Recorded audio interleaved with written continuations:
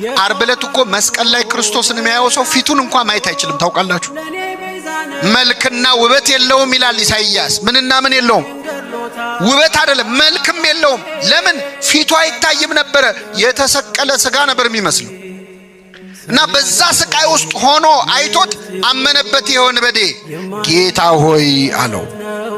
በምን በመጣህ ጊዜ አጠገቡ ሊሞት እያየው ሞታ አትቀርም፣ ከሞት ምን ትላለህ?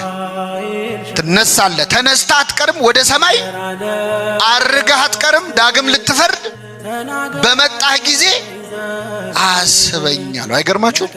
አጠገቡ ያለው ንጉስ መሆኑን አውቋል። እንዴት ንጉስ ሊመስለው ቻለ? ዙፋን ላይ ተቀምጦ ነው እንዲያየው አይደለም። ያየው መስቀል ላይ ነው።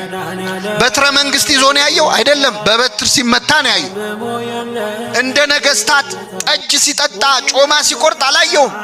ሐሞትና ከርቤ ሲጠጣ ነው ያየው።